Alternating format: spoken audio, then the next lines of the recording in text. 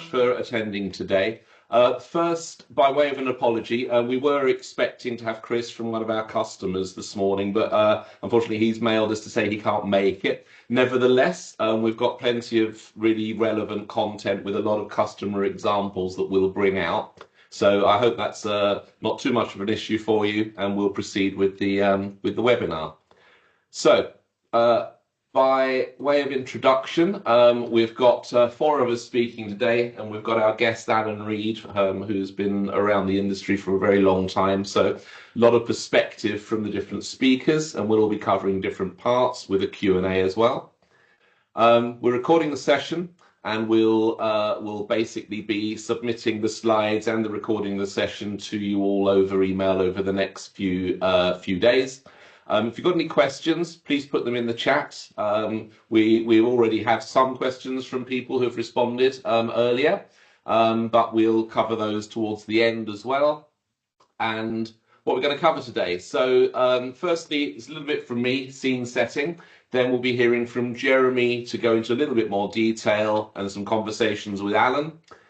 Chris is going to show some great AI in action against some of the systems that we've implemented. And then we'll talk a little bit more about building engagement, loyalty, and so on, then followed by Q&A. So the first part is me. And what I'm going to talk about is boosting member engagement. So using digital experiences, and what this is really about is creating a virtuous circle with your members. So by this, we mean transforming your membership offerings to your digital solutions to basically encourage as many members as you can to become your ambassadors, to start marketing your membership engagement and so your membership and benefits of your membership as much as they can. And that really means that you engage them in such a way that they're delighted. They get what they want out of it, and therefore they encourage their colleagues to do this. So it's a nirvana state that we'd all aim for, but it is achievable in various organizations through some of the methods we'll talk about now. So using digital solutions, as you all know, gives you a lot more ability to really understand your members, reach your members in a whole range of different worlds. But you do need the systems in the right way to do that. Otherwise, you can end up in some chaos and so on. Where this becomes relevant is by understanding where your members are in their relationship with you. So there are three main stages that we look at. There's the early stages where you're trying to attract and acquire new members and you onboard them. And what that means is that they need lots of warmth, lots of welcoming, lots of communications about the different nurturing campaigns you've got, what benefits you can supply to them. Don't just tell them once. Don't give them an email that's that big with all the different things in it. Think about how you're communicating with them and keep reinforcing the things you think they'll be particularly interested in. What benefits suit their profile, their age, their demographic, and so on. So we'll be talking a bit more about that. Next stage, steady state. So they're onboarded, they're using a lot of the resources, but now what you want to do is start to establish regular engagement with them and you, but also regular engagement between them and other members through groups, committees, and so on and so on. Because when you start to get groups together, they start to become natural ambassadors to each other, as long as you're fulfilling what they want. If you're not, they'll feed back that to you as well, and you can improve that. So I would encourage a great deal to have members talking to each other and so on. And this is really about trying to drive and maintain very high retention. It's getting as much feedback loops as you can to achieve that, and it's giving people what they want, when they want it, in the way they want it. And the third stage is maturity. So really what this is about is obviously driving regular renewals. If people do lapse, then understand why and try and get them to become members again as soon as you possibly can. but really driving those to become as much of an advocate as you can here. So this is about things like in showcasing different members and their benefits that they've got from you, what they've started with and where they've gone on. Maybe they've become volunteers, maybe they've actually become much more ambassadorial and so on. So this is really where you can start to drive a lot more referral and recruitment opportunities. So I hope that that makes sense. And how do we then move on to this? Well, before we go into that detail, let's talk about how we can support each of those stages and some of the challenges that you potentially could face. So, what we've got potentially, and this is a worst case, but let's have a bit of a health check here. We're not going to suggest everyone's in this particular stage and faces all these issues. Everyone will be on a slightly different stage of the journey. And quite frankly, if you're providing content which is cold, dull, and vague, then you probably wouldn't be in this webinar anyway, because obviously you want to be able to achieve better than that. So what we do mean, though, is that a number of organizations quite often get into a state where we do what we do because that's the way we've always done it. We don't really know how to change, or there's fear of change, or there's fear of missing out because other people are going faster and you don't know how to do it. That's what we want to start to deal with now. So it's not fear of competition, it's not fear of apathy, but understanding that those challenges are out there and what you can do about it. So really personalization, whatever method you're using to do that, is really about transforming your business and your mindset. And where we really want to get to is going from cold and vague and dull, which can be very generic, it can be very clinical, it could be unimaginative, it could be handle cranking, volume's more important than content, volume's more important than engagement, and so on. We want to get away from that and really move to where members are feeling they're getting what they need from you because you're personalizing it. Doesn't mean that they know you're personalizing it. They must think, wow, these guys, you want them to think, well, these guys are really giving me what I want. And therefore it's something that I can encourage other people to join. It's also about relevance, so news feeds, insights, something that's specific to their type of membership, age, demography, method of communication, and so on. And then targeting. So we'll be talking about all of these at the moment. So even if you're on this journey, then feel more confident, but this should be your destination, your North Star that you should be aiming at. So with that introduction, I'll now hand over to Jeremy, who'll be focusing on a little bit of this and some discussion areas, and then I'll pick up some more detail after that. So Jeremy, over to you. Thanks very much, Steve. I'm just going to share my slides. Let me try that again because that didn't seem to work.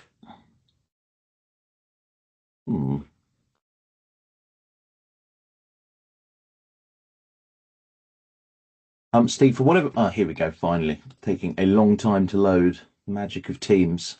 So, good morning, everybody. My name's Jeremy Jaley. I'm Business Development Lead here at Smart Impact, and it's a pleasure to see so many of you with us this morning.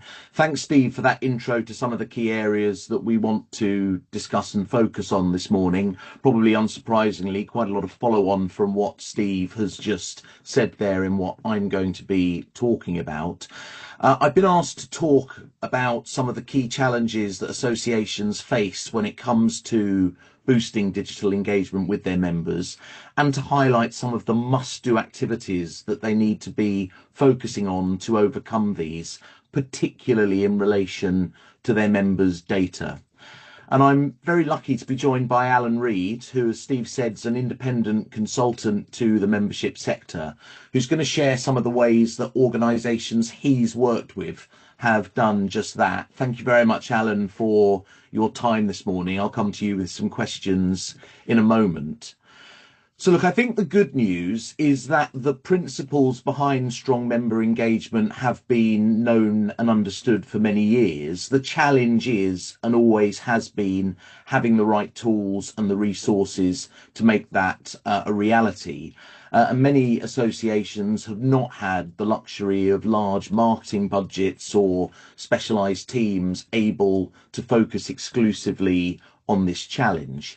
However, in 2025, the context for this is changing and changing quite rapidly. And today, by maximizing the use of AI driven tools and modern technologies, associations can provide a much more personalized and valuable experience to their members without increasing workloads necessarily, without adding complexity, or without completely blowing their budgets. So, how do they achieve this? What are the key principles that organizations need to get in place? Well, I'm going to start by saying start with your data. Good engagement begins by understanding your members, segmenting them effectively, and structuring information that you hold in a way that makes it useful to your business. Associations often have the opportunity to capture a lot of data from and about their members. They capture much of the same kind of commercial insights that any business would capture. So, how long someone's been engaged with you, what they've purchased in the past, what was the source of the first interaction that they had with you, perhaps the lifetime value of their relationship with you in monetary terms. But actually, membership organisations can also access rich information about their members that many commercial organisations would absolutely die to have available to them. So they know what the member's profession is, they know where and what they studied very often, they know what they're interested in professionally, because that tends to be what they're doing with the organisation. And quite often they're able to see and discern what people are interested in socially by seeing how they've chosen to interact with you in the past. So I think my first point is, don't take this for granted. Make capturing and using all the data that you have available a central part of your digital engagement strategy. Secondly, delivering a single view of the truth, a bit of a kitsch phrase, I know, but still quite an important one, is essential. But many of the organisations I talk to find it quite difficult to achieve this because they have multiple different systems and multiple different data repositories. They can't bring data together to provide a single unified view. And because doing that is often quite technical, it sits in the too difficult category and is never properly addressed. Now, again, in 2025, this doesn't need to be the case. There are systems and platforms available that can be extremely flexible in terms of how they manage member and constituent data. And at Smart Impact, for instance, we specialise in delivering CRM systems on Microsoft business applications, so things like Dynamics 365 and Microsoft Azure, that can enable you to build a robust data ecosystem and to build that single view of the truth about your members from multiple different sources. So by using modern tools, you can make everything you know about members readily accessible so that you can really start to tailor interactions based on real insights and data, some of the things that Steve was talking about.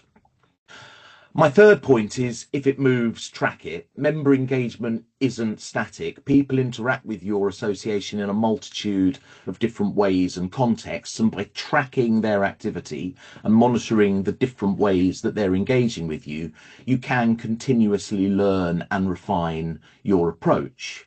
Which means when it comes to outbound, everything that you're sending out should be member centric. And that means ensuring that communications and services are targeted, relevant, and highly personal, and that they make members feel valued and engaged. And I don't think you can stress enough that gone are the days when any business, be it a membership organisation or even a commercial organisation, can just rely on generic spray and pray email marketing campaigns. I mean, let's face it, we get enough of that in our inboxes on a daily basis. The same goes for unpersonalised website experiences. People just expect more based on their lived experience of digital platforms today, and using data to personalise and tailor how and what you communicate is fundamental to that. And finally, analytics and scoring should be easy to access, and the ability to measure engagement and automate responses makes it far easier to understand what's working and what needs to be improved, as well as giving you critical insights to improve and finesse your offering. So it's really critical that that data approach and those principles are brought to the fore in your strategy. And of course, using the right technology can dramatically improve how well you're able to manage. But look, let's turn to some real life examples. Alan, I don't think it would be an understatement to say that when it comes to working with professional membership organisations, you have worked with a real plethora of different businesses. So let me start by asking, from your experience with associations, what are the biggest barriers that they face in achieving world-class member engagement, and how have you seen successful organisations overcome those? Good morning, and thanks, Jeremy. I'll answer that really briefly. The main barrier tends to be resource to be able to do the things that the organization knows needs to be doing. So, to give a really practical example, there's a positive side to this, because it's a really exciting moment in the membership world, and I'm working with organizations doing really exciting stuff that they just could not do even 2 years ago. So there is a real positive side to this, but the reality is that for the last 20 odd years, associations have known what they need to do, is a point you made, Jeremy, but they've just not had the resource to do it. So if we start off with the first one, start with your data. I've done endless numbers of exercises where, for a typical membership body, let's say you've got 20,000 people in your database, and then you start profiling them. You say, all right, well, this group should be in this audience here. Let's call them early career members of this industry sector. And then we've got early career members of this other industry sector. And what would indicate that they're in that audience is that they've joined membership at this point as a student member, and they've done this particular course or something along those lines.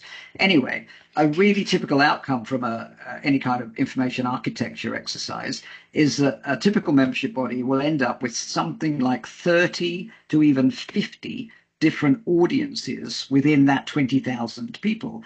And of course, people are moving from one audience to another, one ideal category of audience to another, as they carry on through their career, as Steve said, in the virtuous circle of coming in and maturing and so on.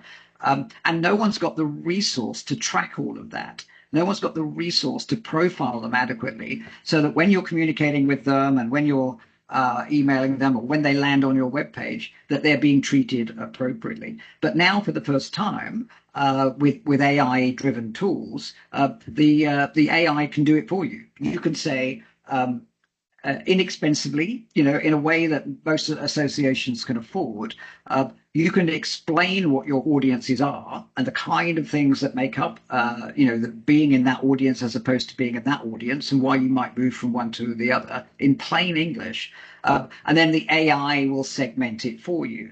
It'll divide people into the groups.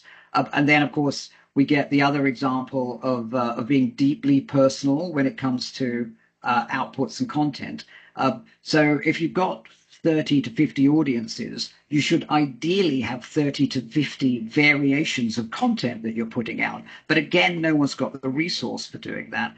But now, in the last couple of years, we're working with people to help them deploy assistance, to help them deploy elements of things like ChatGPT, but integrated into their apps or ways of working, so that they can create multiple variations of all of their comms easily, without huge amounts of resource being required. And then each of those member audiences starts to feel a bit more recognized, a bit more understood, a bit more valued. So yes, the short answer is resources are the big problem. But actually, we're moving into an era where those resource problems are being resolved by the use of modern tools. So it's a very exciting time.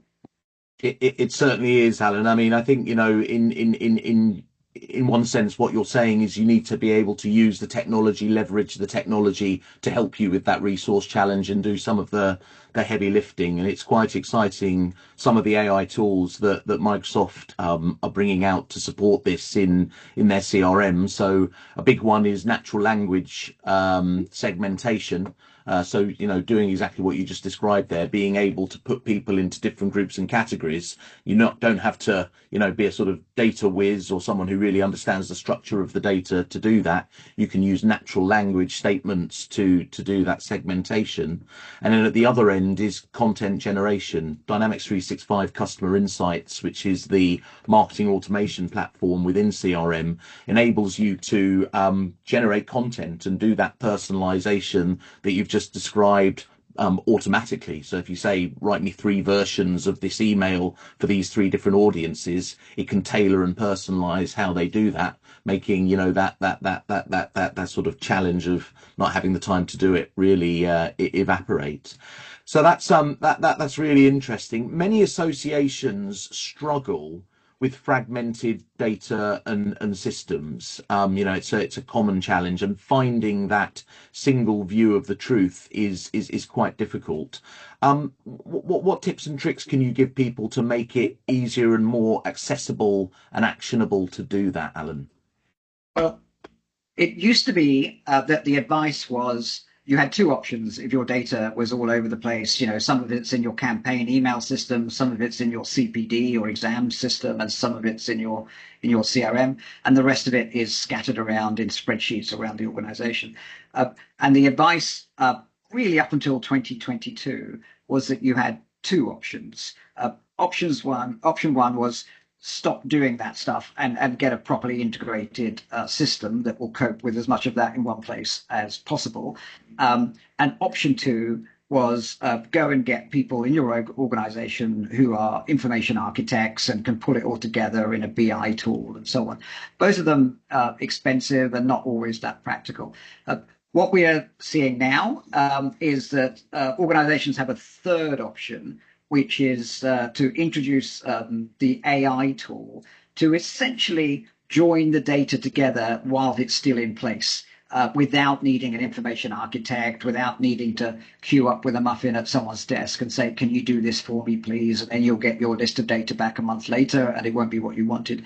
Now with plain language AI tools that can you give it access to the data in a managed way, then you can get your segments, you can get your audiences profiled very quickly, easily, and cheaply. I'm seeing organizations do that in 2 different ways. Some are doing it as a layer over their systems, and they're not changing their systems apart from that. Quite often associations are doing that because maybe they've got an older system, they want to get more life out of it, they want to get some more value out of the investment from many years ago. So they're adding AI bolt-ons, which is can be very successful in doing that. Others are using it as an accelerator to say, no, now is the time to move into a platform that has AI built into it. So, the major vendors are investing increasingly in AI and have been. Microsoft was ahead of the pack. Of course, we recognize that. They spent the 10 billion on OpenAI back in 2021 and 2022. But essentially, either by bolting on AI tools around older software or doing replacement projects with AI built into modern tools. Those are the directions I'm seeing most commonly now. Yeah, it's interesting. There's hundreds of different roles, aren't there, in data? There's data scientists, data engineers, data migration specialists, data technicians. I think the role that you're describing, the sort of slightly more layperson role who's got access to cool tools to support, is the data wrangler, isn't it, Alan? And increasingly organizations need to have those skills within their staff so that they can unlock the value of that data, but also they need tools that are flexible enough to enable them to do it. And quite often problems with old technology is that data's quite locked down and difficult to access, and so it's not easy to do that.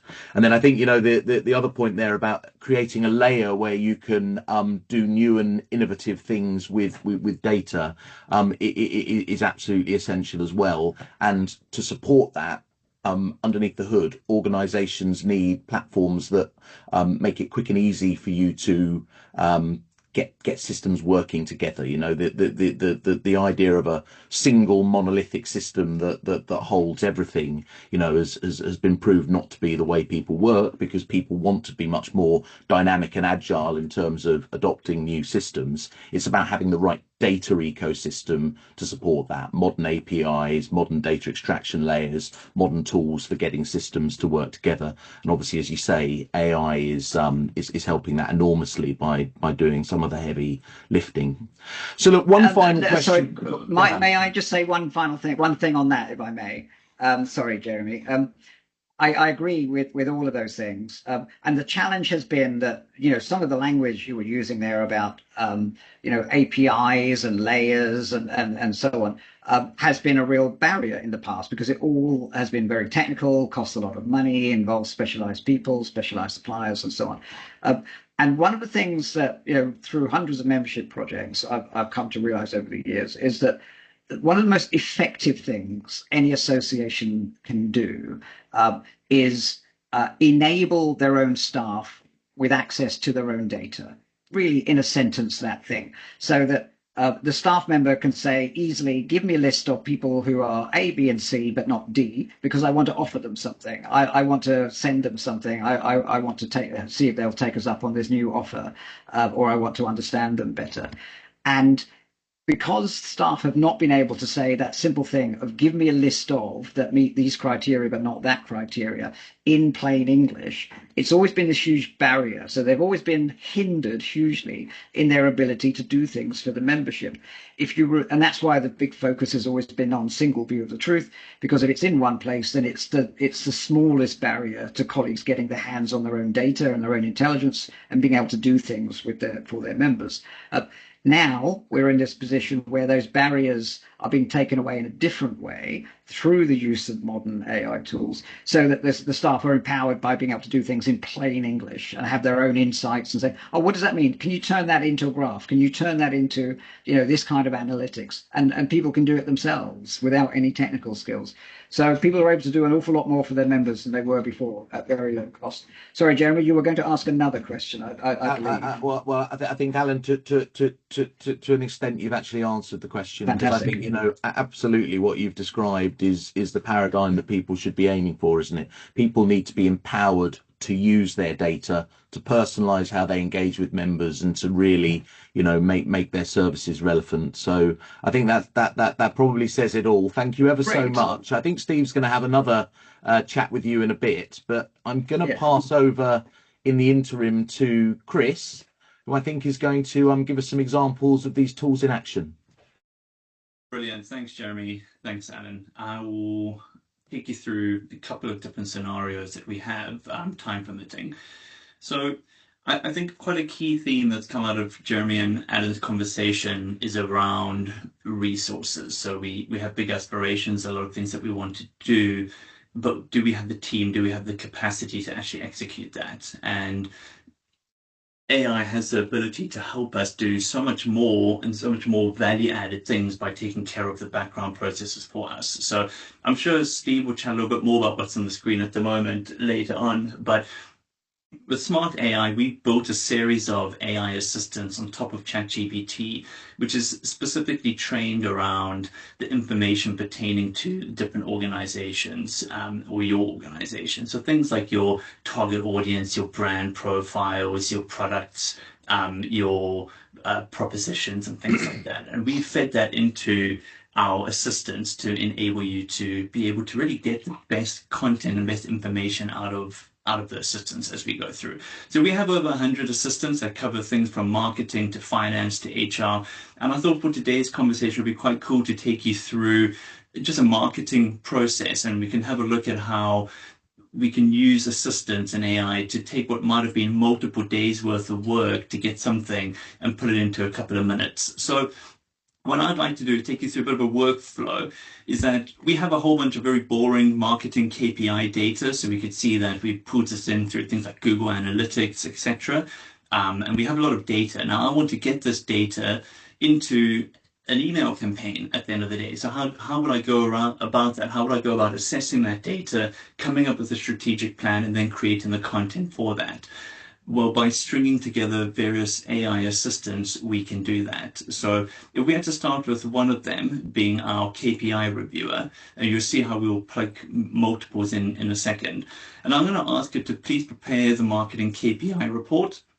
And I'm going to upload that file, which is that Excel sheet that we just had a look at. And what it would do is, based on the knowledge that we've given it in the past, you can see it saying searching my knowledge, we've given it a whole bunch of documentation about this fictitious organization called Local Biz Hub.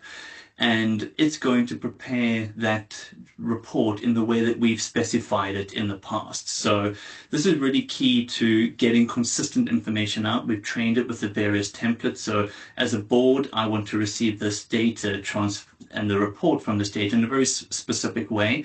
And I don't want to just have it outputting anything randomly. So yeah, we can see it's starting to put together the analytics around those reports, starting to put into some charts, some of the things that we are looking to get out of that. And you can see that it's starting to analyze some of that data, and it's moved it over into Canvas. So for those of you, I don't know how many of you worked closely with tools like ChatGPT, but we have the Canvas ability, which gives us the report that we want. We can also go in and edit any of those areas that we want to within that report, and then we can share that with other people or just copy the content out. So we can see very quickly, based on what it knows about our particular organization, which is a lot because we've trained it on a lot, we've now taken this through and built out these reports. Steve, is there anything you want to add on top of that? I'll cover some of this in my part, so rather than interrupting your flow, I'll leave you to it. Sounds good. Cool. So we have our report, and Steve will explain how it gets the knowledge that it needs for that. But now I have this report with all the useful information, but what do I do with that information? How do I plan the next steps within this campaign? So we then have additional assistants. So if we go in and use the @ symbol, we can then loop in other assistants that we have within the system. So we have our marketing planner, and I'm going to ask it to, based on the marketing KPI report above, please provide a marketing plan to improve engagement. It will then go off and based off its knowledge of our audiences and our goals, it's then will come up with a series of strategic plans that we can do to improve those engagements. So we can see there's things like our multi-channel approach that we need to work on beyond Twitter and LinkedIn. There's things like our SEO and our content strategy. So it's going to go off and it's going to write a plan based off that summary that we've just created. And then if there's anything interesting within, well, which there will be, but if there's particular areas that jump out within this engagement plan that we want to create content for, we can then go and loop in an additional assistant to start working through that as well. So I'm just going to give it a couple of seconds just to finish writing that out for us, and particularly under the content strategy that we want to have a look at. So I'm going to pick out something. You can see that it's recommending an email newsletter series that we can do some of our community success stories. And then we have some multi-channel. So I'm going to just pick out one of these. Let's go and take that one for now. And I'm going to just close this one down. It's going to go on for a little while. And I'm going to then loop in, as it's just going to continue, but I'm going to loop in an additional assistant if I want to, and then ask it to create the content for that as well. So we could say, based on the plan above, please create content for, and then I've just pulled that one out. Fix my typo. And then using another purpose-built and specifically trained assistant, it can then go off and create some of the email content for us, which we could then use, whether that's through your external marketing processes, or if you're using things like customer insights within Dynamics, we'd be able to bring this information in and start working with that. So I'm going to leave it there for a second. Steve will chat a little bit more about it. But I think the important thing to just bear in mind is that we've gone from this very generic spreadsheet of very boring data, and we've gone all the way through to create the reports in the way that we want that to be built. We built out a strategic plan based off that data, and now we are building out the content around those campaigns. So that took less than 5 minutes for something that would have taken hours, if not days, to actually go through all of that kind of information. Cool. I'm going to leave it there, and I'm going to move on to a couple of the other tools that we have. So that's great for freeing up resources to do more of the things that they want to do. It's also really good because it's somewhat product agnostic, because we're not pulling in CRM data in real time or web data in real time. We're using it based off a series of documents and knowledge articles that live in the background of the assistant. It's great for those kind of processes, but if we want to start interacting with our members automatically, if we want to start pulling in data from different systems, how would we go about that? So one of the big terms in AI at the moment is all around the concept of an agent. So if an assistant in ChatGPT is going to help you do your job, an agent is out there to do things autonomously. The idea behind an agent is that it can understand requests and execute and deliver on those requests by itself automatically. So I've created one called the local BizHub Concerns Agent, and what I've done is another one of our assistants. I asked it to write a code of conduct for me based off the local biz information that it understood, and then I've uploaded it into this agent as a knowledge down at the bottom. And this will give us the ability to essentially build an agent that's going to check my email within my Outlook for any complaints that might be raised around the local BizHub code of conduct. And then it's going to assess if there has actually been a breach of the code of conduct based on the documentation, and then send me an email that's going to summarize that. So if I go over to my Gmail very quickly, I can see I've already drafted an email. It says, I'd like to raise a concern. I believe local BizHub has not complied with GDPR guidelines, etc. And I'm just going to send that to myself very quickly. And while that email gets sent in the background, we can walk through, there's some of the things that we can do within the agent. So we can see that it's waiting for an email to arrive within my Outlook, and it's going to read the contents of that email using its own generative AI, and it's going to try and contextualize and understand what's in the email. And then we could see that that email has arrived. So that's cool. So if we just go back over to our agent, it's then going to read it, check it against the code of conduct, and then send an email to me that's going to summarize that. So if I run a test on that one, we could see that email just came in at 10:08. I'm going to run the test. And the reason I want to run the test rather than just let it run live is because we want to see in real time what's been happening with this agent. So we could see that it's checking the knowledge sources. We could see that it's understood the contents of that email, and now it's building out an email to send to me. So I'm just going to let that do its thing in the background. And if we go back over and have a look at our agent, we could see that we also have the ability to ask it to perform certain actions for us within things like dynamics. So if I wanted to, I could create a contact within my CRM system. If it was a very serious complaint, I could create cases for that person as well. And even if we're not using things like Dynamics 365 or Dataverse, we can see that there are many other actions that we can do and pulling in things from different systems. So even if I typed in task, we'll think about it for a couple of seconds, but we can see that there's loads of connections and integrations into other systems that will allow us to pull that information together and do actions and things like that on our behalf. So there's really a lot of different autonomous agent capabilities that are coming out through the likes of things like Copilot that's going to just help us to streamline those processes. And if you think of another example, if somebody raises a complaint or even a query about a membership benefit, as an example, if I'm on a certain grade of membership, can I do X, Y, and Z?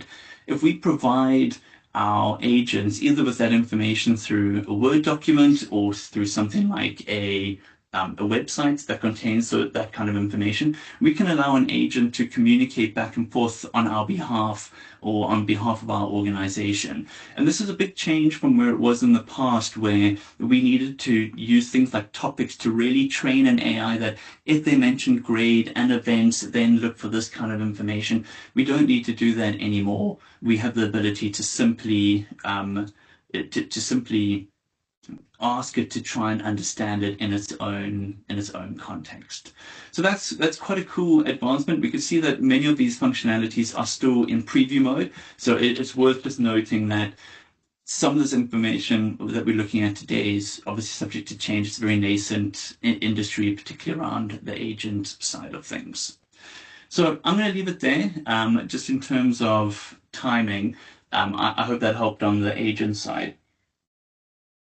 I want to take a few minutes to dig a little bit deeper into what Jeremy was saying around our ability to build out segments and things like that. But just before I do, let's just go over to our email, and we can see that this was the concern that was raised, through our agent. And then my agent, a minute ago, through that test I just ran, has had a look at the concerns that was raised by this guy, Jimmy Neutron. It's noted all the different sections within our code of conduct and compliance, and has recommended any next steps. So for me, I now, as a member of the local BizHub staff, I have all that information that I need to start moving forward and resolving that issue, which is quite cool.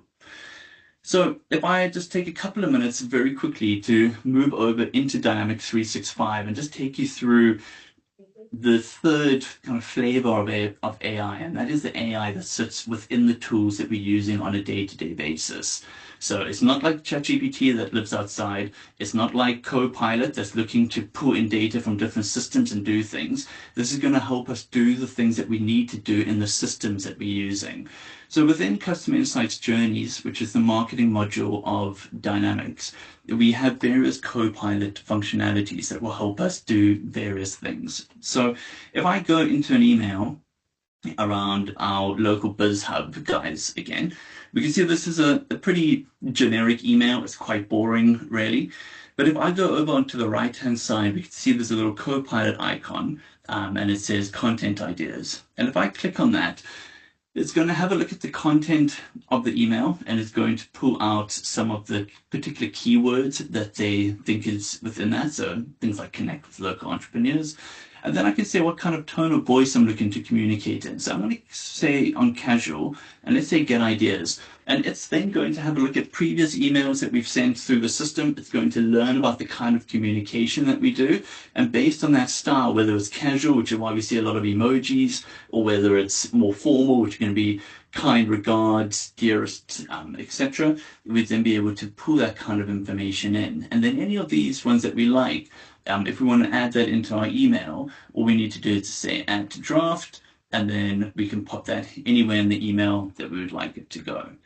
And again, because it's within Dynamics 365, we have the ability to do personalization based on the data we have within the system. So I don't want to say hey there. I would prefer to say hi and then put a first name in so that it looks like we're actually trying to communicate with them. So I'm just going to say hi and first name from the contact record, and that's going to automatically pull that information in and personalize that email as it goes out. So from a content creation point of view, lots of tools that we have available to us, and also from a segmentation point of view. So as Alan was saying, we have the ability to ask for data in a natural language. So if I wanted to, as an example, if I wanted to build an audience of, let's just say, local biz contacts in London, I have the ability to use a natural language query to say, well, give me all the contacts that are based in London. And if I say create, it's going to go and identify those different ones for us. And if we bring up our query assist, let's do that again, all contacts based in London, it will then go off and query that data and find it for us. So if we were looking for more more complicated things like everyone who hasn't opened an email in the last 6 months, or everyone who has a membership that is going to expire within the next 2 weeks, we'd be able to do that, and we'd be able to pull that kind of information in. There's a couple of other little tricks and tools that we have within Copilot, but I think I'm a bit short on time, so I'm going to hand it back over to Steve and Alan. But I hope that just kind of gives you a little bit of a demonstration of whether we're trying to do strategic planning and content creation, whether we are trying to do activities on our behalf to read our emails, contextualize it, and do activities based on that kind of things, or if we're looking to work within the systems that we currently use, there are various AI tools that are going to support either one of those issues. Cool. Thanks, Steve. Alan? Okay, so thanks, Chris. We're in the final straits now, but I'll do some, well, we've got some more things to discuss, and then I'll do some roundup as well.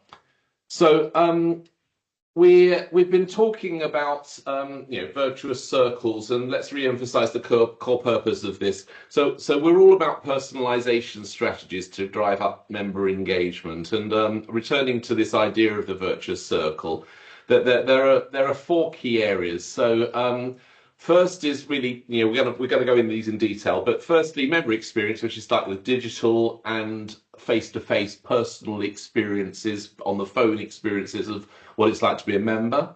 Then reaching the audience, so through the various solutions, what are the different channels? How do you reach different audiences, different types?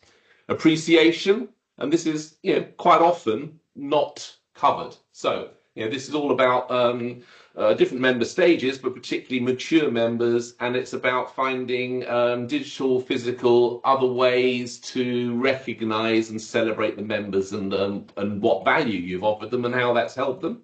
And then finally, measurement. So this is often under-resourced or even ignored, but a lot of the stuff you're doing, you've got a baseline and then work out if it's working, and then do more of what's working and try harder or drop what's not working. And as I say, this is quite often ignored through lack of resources or lack of tools to do it. So we'll talk about some of these and how some more advanced solutions, including things like AI, can help you in this. So firstly, membership. Oh, sorry, just pressing the wrong button there. So member experience. So the first is about personalizing as much as you possibly can in terms of your content and your offers and your communications and so on.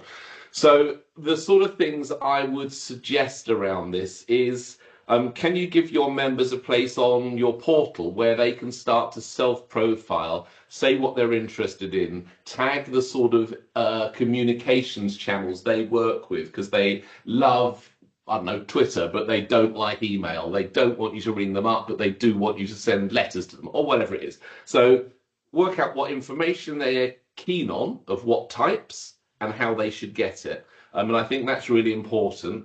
Also, for your members, understand which stage they're in with you. Are they in the early stage? They've just joined, they need nurture and warmth.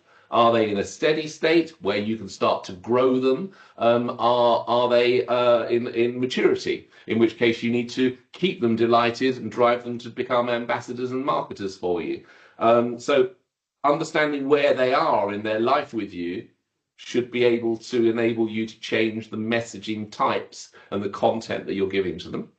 And also using tools such as our Smart Engagement tool, which is basically looking at where they're engaging with you. Have they been to various web pages? Which ones have they dwelled on most? Where else did they go after that? Do they attend your events? Are they parts of groups and membership? What committees are they on? What training and exams have they passed? How often do they deal with you? Have you not seen them for 6 months on the website and so on? So Smart Engagement will do all of that stuff for you, which gives you a really, really good view of what and how engaged a member is, and where, and therefore what you can do about it. And we'll come on to what you can do about it in a minute. And finally, the last part of that is also, working out from that engagement stuff, what's your relationship state? Are they stable? Are they happy? Are they disengaged? Are they one of your most valuable and regular members? Or does it look like they may not renew because you're not getting any interaction with them?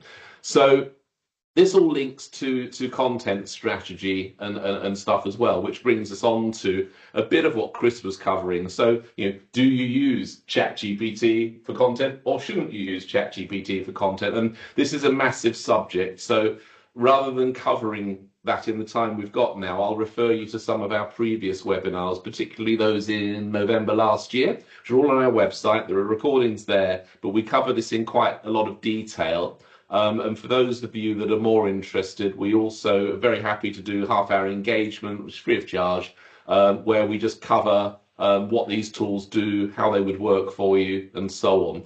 But suffice to say, what Chris was talking about in terms of content, we've got some good case studies where organizations were sending a couple or 3 newsletters a week with their 2-man marketing department.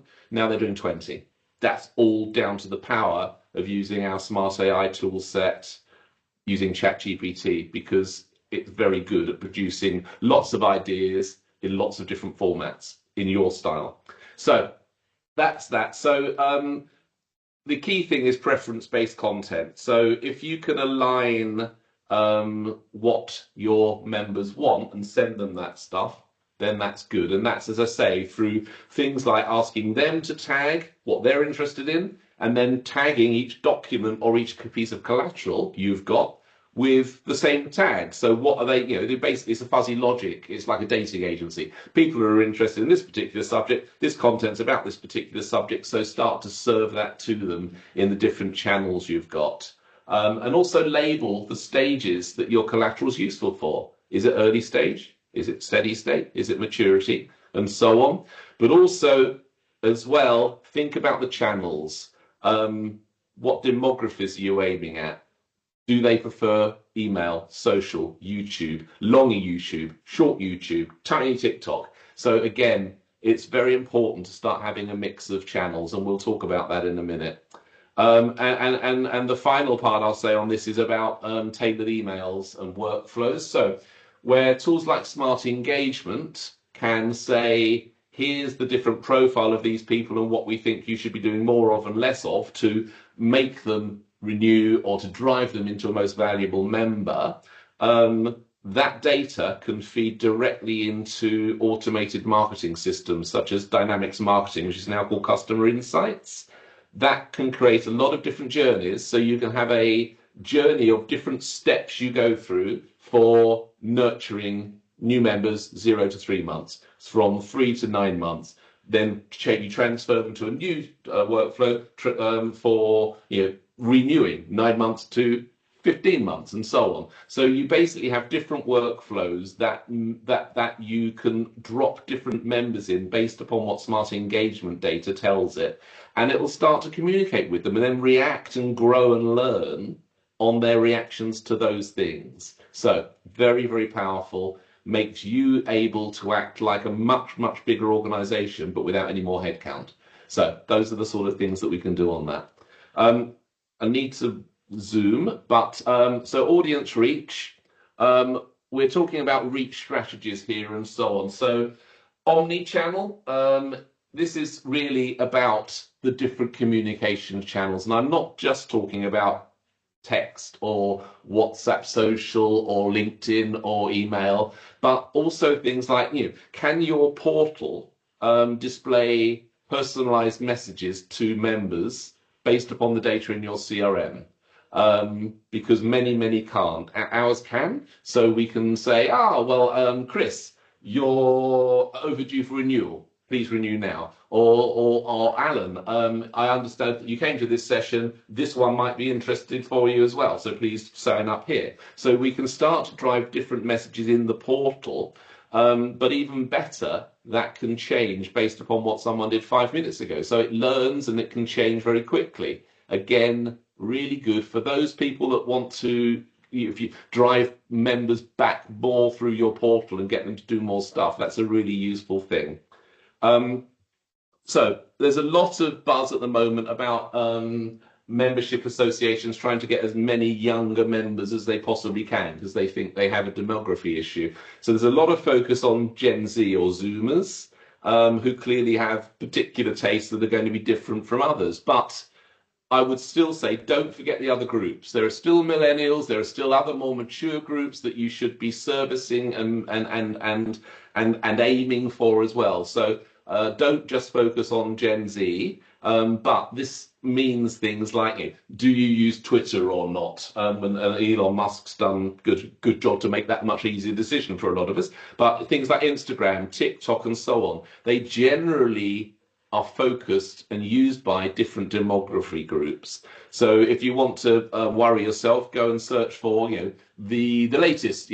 Just do a search on Google for the latest social media platforms. You'll see 20 or 30 just from last year that most of us have never heard of, but those might be the new ones that are coming. So make sure you use the right channels for the right markets and right groups, and also referrals and incentives. So I haven't got a lot of time to go into this, but things like ambassador programs, offering them discounts, maybe freebies for certain types of members and activities and so on.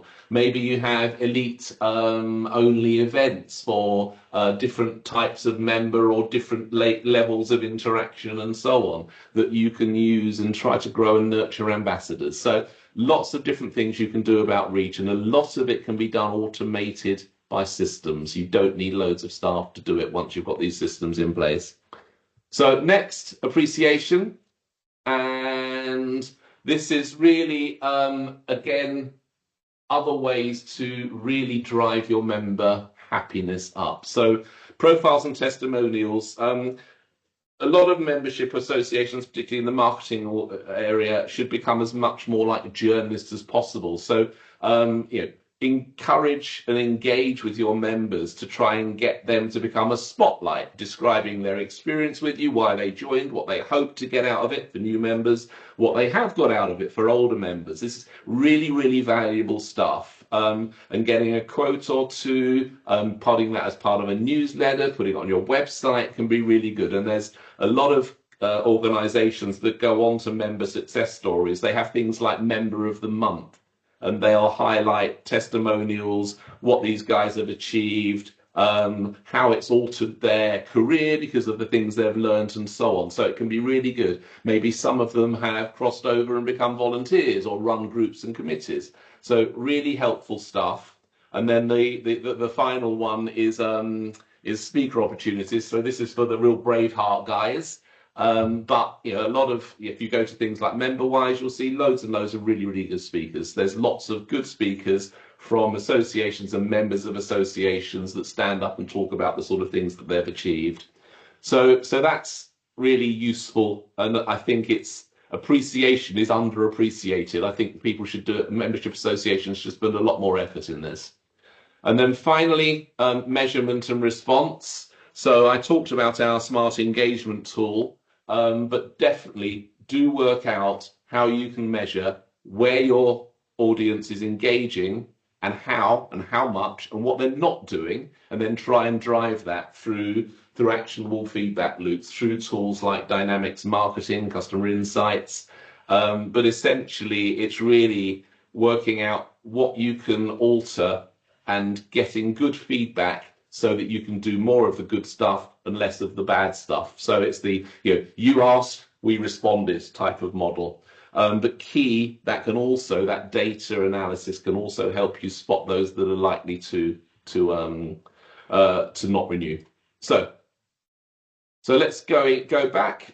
So we'll end up on a note of optimism. So there's a lot of stuff going on. The world's changing an awful lot in what membership associations can do, and it's sometimes hard to keep up. But we really believe that despite all of the distractions of the online world and lots of economic pressures, I think the future for membership associations is bright, and these tools help you do it very, very well. So these strategies and solutions should help you on that. And you'll see the translations in things like early stage members, where you'll see they become more informed and happy and so on, steady state. They really want to be regularly engaged on what's happening, what matters to them, and then for mature, again, expanding your marketing department by helping them help you. So really the important thing though is stay personalized and relevant and targeted. So Alan, we've probably got time for you to just give one, pick out one area that I've just talked about that you think is particularly relevant, and some examples if you can. We've got about a minute for that, and then I'll wrap up. Oh, you're on mute, Alan, unfortunately. Sorry. And I'm sorry about that. And I've seen some great Q&A questions coming in, so I think I'll just segue into that. What I'll say, Steve, in light of all of that, is I'm seeing a lot of organizations now doing great things with things like personalized bots online, guiding members to content, showing that you understand where a member is in their career journey. So that's something that's now inexpensive and perfectly accessible with the right partner, and it's making a huge difference to membership organizations. Do you mind if we just move to the Q&A thing? Because I've got a couple of really good Q&A questions that came up. I'll just ask this slightly challenging one, which is a pre-event question asking, I think this one's directed at you, Steve, slightly direct. How many of your clients are actually finding AI to be relevant add-ons? Is it a shiny pebble? Or is it really making a difference? That's a massive question. I'll come on in a minute. One of the slides is we've got a AI working committee that meets every quarter. Most of our customers are embracing this in some way. Some are trying to policy it out, which is bad because that's driving it underground, and people are still wanting, their staff are still using it, whether it's an official policy or not. But to answer the specific question, we've got some great case studies. I put one in the chat for FIA. They have achieved a massive ROI. They reckon they've saved 1,500 days a year out of a 25-man organization, and their revenue went up £1 million last year. So that is working. They're much more productive using AI tools without any extra headcount. Great. I think you guys are going to have to respond to the rest of the Q&A in the chat because of the time. Sure. Sorry, okay. in the follow-up email because of the time. Okay. So if I can just wrap up then, thanks everyone for attending. We hope that's useful. There's some more stuff here that you may find useful as well. So the first is we've got a whole load of AI resources on the website that you can basically just fill in a form to get access, and then you can access them. But they're examples of use cases, how to start, how to do it, some surveys of your staff, and so on. So you can get to it by that URL, or you can scan the QR code. The next point is we run these type of webinars once a month on average, and please go and have a look. Again, QR code and web link there, but please, we'd love to see you in some of these as well. Pretty much everything we do now has an AI twinge to it because it's just part of the building blocks of the things we do now. It doesn't have to be a thing in isolation. No one says, do you use Word or Excel anymore? Because they are just normal tools. So that's exactly how we build them into everything else we do. And then finally, as I mentioned, we've got a working committee for our customer group. We're interested in the other organizations that might like to be part of that. If you think you can learn something well out of it, if you think you can contribute something good to it, then we'd love to talk to you. So with that one, please email me directly, and it'd be good to have a conversation about where you are in AI and what the working committee can help you achieve with that. And that's it. So slightly over time, but thank you for those that were able to stay. We hope that was useful. It was a bit breakneck speed, but thanks for attending, and we hope to see you again soon.